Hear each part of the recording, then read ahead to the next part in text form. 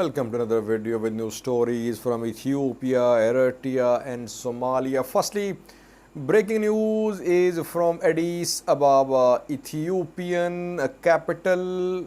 Ethiopian athletics team has arrived back in Ethiopia after an outstanding performance in Oregon, US, where World Athletics Championships were held a few days ago. Ethiopia finished at number 2 behind the US, and this is an outstanding performance of a country which was gripped by ethnic, political and armed conflicts throughout the last year, even this year as well. But athletes from Tigray, Oromia, from all parts of Ethiopia, they delivered. Darato Tolo, Ethiopian Athletics Federation president, accompanied this contingent of Ethiopian athletes in the US who received this Ethiopian athletics team in Addis Ababa. Addis Ababa Mayor Addis Ababa received these athletes. Some Ethiopian federal ministers were also seen, like Kajala Bardasa was seen, and some others too. We haven't seen PM Abiy, no message of congratulation as well from the Prime Minister. But team has arrived, and the team athletes are being warmly welcomed in Ethiopia. The team deserves this sort of welcome. No one was expecting that Ethiopia would perform in such an impressive manner at World Athletics Championships.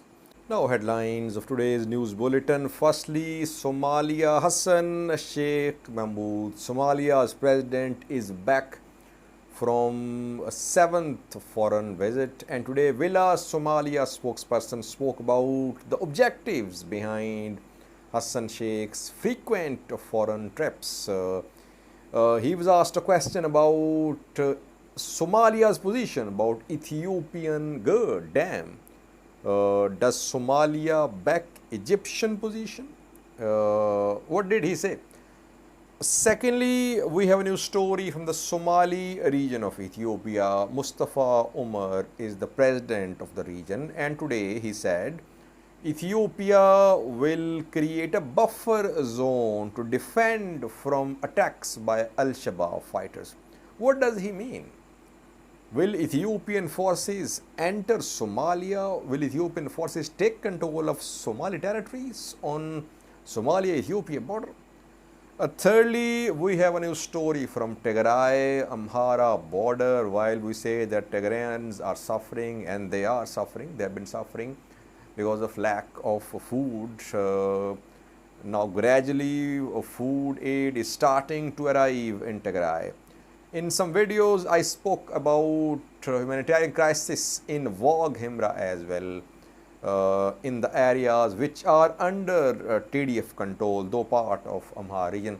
And today World Food Program WFP Ethiopia said that first aid convoy entered Wag Himora in around a year. First aid delivery to the people in areas under the control of Tigray Defense Force on Amhara-Tigray border. Fourthly, we have a new story about Ethiopian Orthodox Church Patriarch Abune Mathias, who yesterday arrived in the US. He was carrying some religious artifacts, an ark, some cross, but he was not allowed to take these things along. Today, church officials held a press briefing, and Ethiopian Heritage, Research and Protection Authorities DG talked to Ethiopian news agency. Both took conflicting positions. It seems that Abune Mathias, Patriarch, did not follow the legal procedure That is why he was not allowed to take along these artifacts. So, what is the position of the church and of this DG of Heritage Research and Protection Authority? We'll have a look at that. And lastly, so on Thursday, we know that Eritrean diaspora community, backed by the Eritrean government, is going to organize a diaspora festival in Sweden.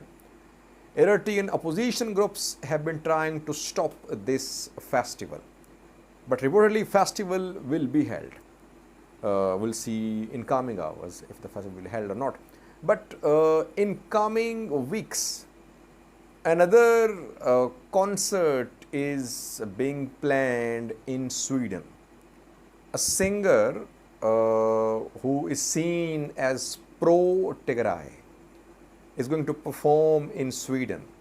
It is being said that some Eritrean opposition diaspora groups are behind concerts in 3 cities of Sweden in August and September. We'll have a look at this development.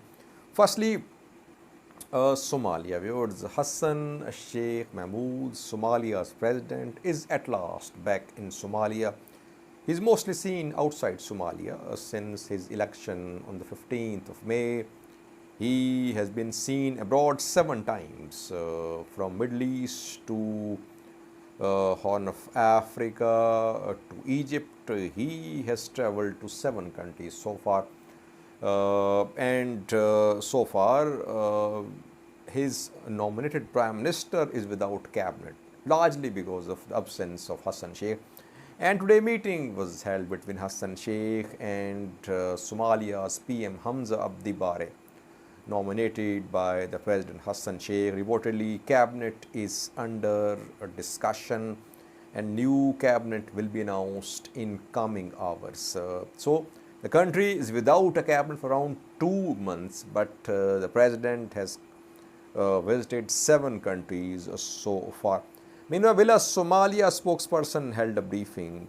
He defended Hassan Sheikh's foreign visits.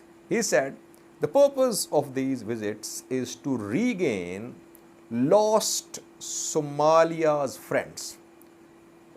Somalia is trying to improve, to renew its ties with those countries with which the previous government did not have friendly relations, like Kenya, like other countries, like Egypt as well. And secondly, he responded to a question about GERD, Ethiopian dam, because in Egypt, Al-Sisi said in joint press briefing with Hassan Sheikh that the two agreed that there should be a legally binding agreement about the operations and filling of Ethiopian dam, GERD. But today, once again, Villa Somalia denied. Villa Somalia said that it is neutral. Somalia is neutral when it comes to water dispute between Ethiopia and other countries, and dispute should be resolved peacefully. So it's very much clear that Al-Sisi tried to project Somalia as an ally. But Somalia is not taking any sides in Egypt-Ethiopia water crisis. He did not say a thing, did not mention was there any talk between Egyptian and Somalia's president about establishment of a military base by Egypt in Somalia. I reported in a video that there were some talks regarding the establishment of an Egyptian base in Somalia. He did not say anything about this establishment of a likely Egyptian military base in Somalia. So cabinet is being discussed in coming hours. We could see formation of a cabinet in Somalia. Secondly, we have Somali region of Ethiopia, which came under attack, still under attack from Al-Shabaab fighters who entered Somali region of Ethiopia from Somalia. Almost a week has passed and fighting is still happening in some parts of Somali region. Today, Mustafa Umar, Somali region's president of Ethiopia, said that Ethiopian forces would create a buffer zone to defend from Al-Shabaab attacks. What does he mean? He means to say that between Ethiopian and Somali territories, there would be a zone controlled by Ethiopian forces to defend from attacks by Al-Shabaab. And there was deployment of Ethiopian forces to Somalia's territories. Yid and Ato, two towns in Bakol region of Somalia, are part of Somalia. And there was deployment of Somali Special Force of Ethiopia in these two towns. Al-Shabaab attacked the two towns and then Leo police withdrew. It seems that once again Ethiopia intends to deploy its forces to Somalia's territories. Will Somalia allow it? Somalia is not in a position to stop Al-Shabaab attacks on Ethiopia. That is why Ethiopia is pursuing Al-Shabaab fighters into Somalia, because Somalia's forces are nowhere to be seen while Al-Shabaab is entering Ethiopia. And we know that Ethiopia-Somalia border is a long border, around 1600 kilometer long border. It's difficult to man this entire border.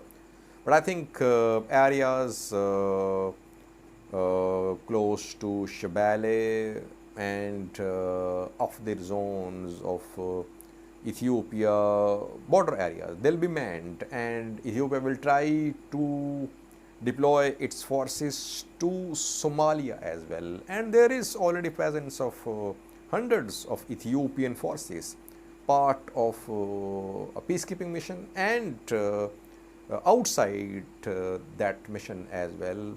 Ethiopian forces are already deployed to Somalia, but Mustafa Umar once again today reiterated Ethiopian position that Ethiopia will create a buffer zone. Did not say in Somalia, but that is what's going to happen.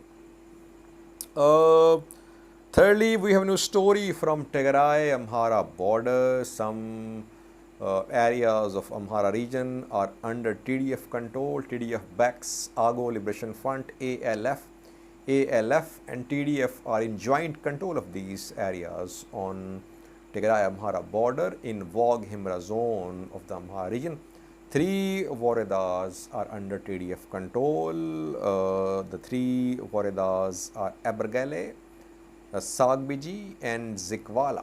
The 3 are on Tigray Amhara border, and for months these places are under TDF control, and people did not receive any aid in these areas for around 1 year. Today, World Food Program confirmed the arrival of first aid convoy in these 3 places in a year. WFP confirmed in its message that this is the first aid delivery to Wag Himora, Abergele, Sagbiji and Zikwala in a year. Mostly people have been displaced from these areas towards Sikota. There are around 70,000 IDPs in Sikota who were displaced from Abergele, Sagbiji and Zikwala, but still there are people living in these wardas. And in some videos I reported about outbreak of some diseases at the camps in these 3 wardas. At least aid has arrived in these areas. While we say that Tigrayans are suffering and they are suffering because of lack of food, we shouldn't overlook what is happening in these border areas, that Amharas, ethnic Amharas, Agos living in these areas, they must not be neglected too. Fourthly verse today, Ethiopian Orthodox Church and some Ethiopian Government bodies took conflicting positions about an incident which happened when Abune Mathias, Ethiopian Orthodox Patriarch, left for the US. He has arrived in the US, but at Bole Airport, he was not allowed to take along some artifacts, ark, cross, and some holy books. And immigration officials stopped him from carrying these artifacts. Today we saw two statements. First one is from Abune Ibrahim, who is general manager of the Orthodox Church, and he said that false information was being shared about the patriarch. People were hurt, millions of believers were hurt. Abune Ibrahim said, wherever is patriarch, there is church. And these artifacts were being carried by the patriarch. It means they were being carried by the church. He was authorized to take these artifacts to the US because Orthodox Church of Ethiopia supports construction of new churches. And a new church is being built in the US. These artifacts were for that church under construction or which has been constructed in the US. But Director General of Heritage Research and Protection Authority of Ethiopia today talked to Ethiopian news agency. His name is Assistant Professor Paula Ayalio. And he said that according to Ethiopian law, artifacts which are registered as national treasure, as heritage, can only be taken out of Ethiopia with the approval of the government. Ministry of Culture issues an NOC. The NOC is then submitted to Immigration Department. Artifacts can be taken out of Ethiopia for research, for exhibition, for other purposes. But Ministry of Culture must issue the permission letter. In the case of Abune Mathias, the church did not approach Ministry of Culture for any permission. Only a letter was written by the church to Immigration Department. So the church patriarch did not follow the legal procedure. That is why he was stopped. He was allowed to travel, but the artifacts were not sent, and decision is still pending. I think he was not allowed to take along these artifacts. And now Ethiopian government's position is very clear that Abune Mathias, the patriarch, did not follow the legal procedure. That is why he was not allowed to take along these artifacts. Lastly, viewers, we have a new story from Eritrea, where on Thursday, Eritrean diaspora is going to organize a festival. Abul Said, Eritrean singer known for his fiery poetry, some say pro-war poetry, has been invited to perform at this festival. Eritrean opposition groups have been trying to stop this program.